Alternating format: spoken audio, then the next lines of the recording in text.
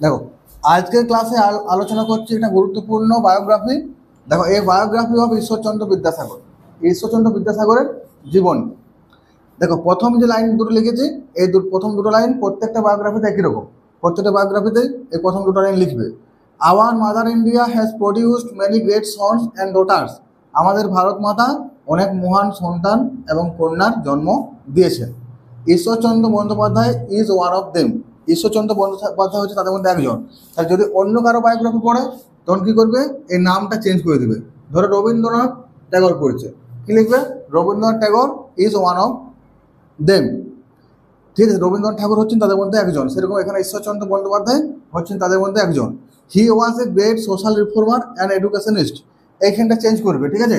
He was a great social reformer. যদি ধরো রবীন্দ্রনাথ ট্যাগর লেখো, সেক্ষেত্রে কী লিখবে? He was a great poet and educationist, এটা লিখতে পারো। হি ওয়াজ এ গ্রেট পোয়েট, এটা লিখলে তাহলে যিনি যে কাজটা করেছেন সেটা লিখতে হবে। যদি স্বামী বিবেকানন্দ লেখো, হি ওয়াজ এ গ্রেট মন, বা স্বামী বিবেকানন্দ সোশ্যাল রিফর্মার ছিল, he was a great social reformer and monk, এরকম লিখতে পারো।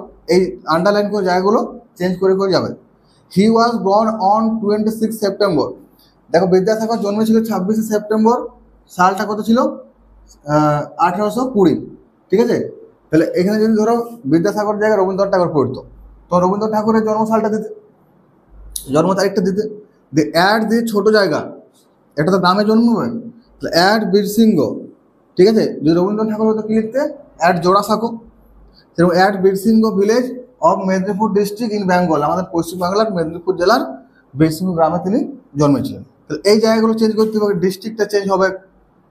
যদি বেঙ্গল না হয় অন্য কোনো জায়গা হয় সেটা চেঞ্জ হবে। তাহলে অন্য বায়োগ্রাফির ক্ষেত্রে এই দাগ দিয়ে জায়গাগুলো চেঞ্জ করতে হবে। এই একটা বায়োগ্রাফি থেকে তোমরা হাজার হাজার বায়োগ্রাফি লিখতে পারবে। His father's name was Thakurdas Bandyopadhyay. তার বাবার নাম ছিল ঠাকুরদাস বন্দ্যোপাধ্যায়। তাহলে এবারে ধরো বিদ্যাসাগরের বাবার নাম ঠাকুরদাস বন্দ্যোপাধ্যায়। যদি রবীন্দ্রনাথ ঠাকুরের পড়ে, রবীন্দ্রনাথ ঠাকুর বাবার নাম লিখবে, পয়েন্ট দেওয়া থাকবে। হিজ মাদার নেম ওয়াজ ভগবতী দেবী। এখানে রবীন্দ্রনাথ ঠাকুরের মায়ের নাম লিখবে। নেতাজি সুভাষচন্দ্র বোস বলে নেতাজি সুভাষচন্দ্র বোসের মায়ের নাম লিখবে, বাবার নাম লিখবে।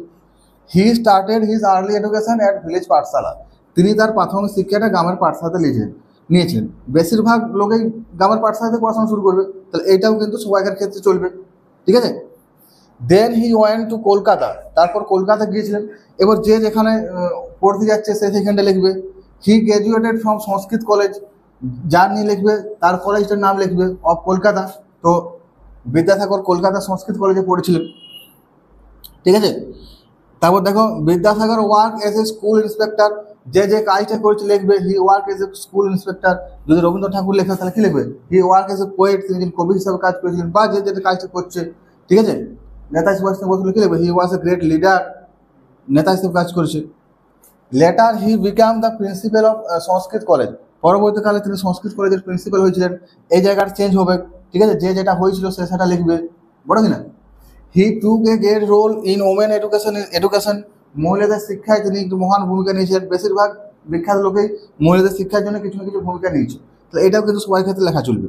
ঠিক আছে, Vidyasagar is a kind hearted person. এটা বিদ্যাসাগর ক্ষেত্রে প্রযোজ্য। বিদ্যাসাগর খুব দয়ালু মনের লোক ছিল। ঠিক আছে, হি wrote many books on various subject. এটা প্রত্যেকটা মহান ব্যক্তি কিছু না কিছু বই লিখেছে, তো এই লাইনটাও সবার ক্ষেত্রে চলবে। হি wrote many books on various subject. Some of his famous books আর, তার কিছু বিখ্যাত বইয়ের নাম। তোমাকে কি চেঞ্জ করতে হবে? বইয়ের নামগুলো। বিদ্যাসাগর যে বইগুলো লিখেছে সেটা তো রবীন্দ্রনাথ ঠাকুর লিখবে না, রবীন্দ্রনাথ ঠাকুরের আলাদা নাম লিখবে। বিদ্যাসাগরের বইয়ের নামটা কি? বর্ণ পরিচয়, তারপর তোমার বাংলার ইতিহাস, তারপর তোমার সীতার বনবাস, কথামালা, বোধোদয়, আরও যে পয়েন্টে যে বইগুলো দেওয়া থাকবে সেগুলোর নামগুলো লিখবে। ঠিক আছে, পয়েন্টে যদি নাও দিয়ে থাকে দু চারটা বই যদি তোমার মনে থাকে বাড়তি লিখবে। তাহলে এইখানে কি লিখলাম? যে he wrote many books on various subject. তিনি বিভিন্ন বিষয়ের উপর অনেক বই লিখেছিলেন। Some of his famous books are Barna Parichay, যেগুলো বললাম, বাংলার ইতিহাস, বোধোদয়, সীতার বনবাস, কথামালা, আরও অনেক বই রয়েছে, বেতাল পঞ্চবিংশতি, এইসব। এরপরে কী হবে? তার মৃত্যুর লাইনগুলো লিখবে। ঠিক আছে, আরও দু তিন লাইন বাকি আছে এখন।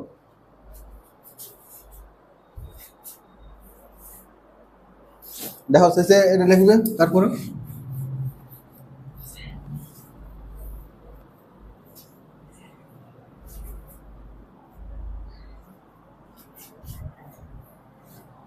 দেখো এই শেষের যে 3 লাইন আবার লিখে দিচ্ছি, এই 3টা লাইন আবার প্রত্যেকটা বায়োগ্রাফিতে একই রকম, শেষের লাইনগুলো।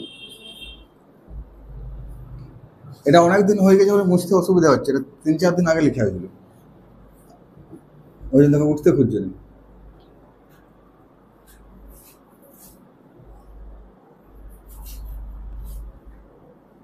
শেষের লাইনগুলো মোটামুটি এরকম লিখবে, দেখো,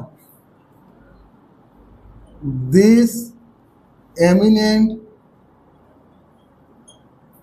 পার্সন,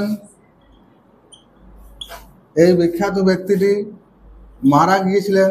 পাস্ট অ্যাওয়ে, এটা ফেজাল ভার্ব। পাস্ট অ্যাওয়ে মানে হচ্ছে ডায়েড, যদি কারো পাস্ট অ্যাওয়ে মনে না থাকে সে ডায়েড লিখবে, ঠিক আছে। This eminent person passed away, ঠিক আছে, অন 29শে জুলাই, তারিখটা লিখবে অন 29শে জুলাই। তাহলে তারিখের আগে কী বসাবে? তারিখের আগে অন বসাবে, আর সালের আগে কী বসাবে? ইন বসাবে, ইন 1891, ঠিক আছে। প্রত্যেকটা যার নিয়ে পড়ুক, যে ব্যক্তিটা নিয়ে পড়ুক, কী করবে তুমি? এই this eminent person passed away লিখলে এই তারিখটা চেঞ্জ করবে আর সালটা চেঞ্জ করবে, ঠিক আছে।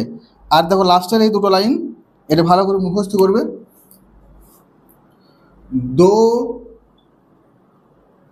He is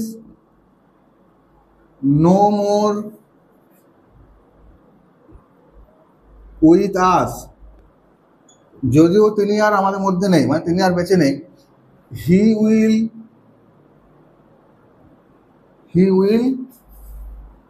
leave forever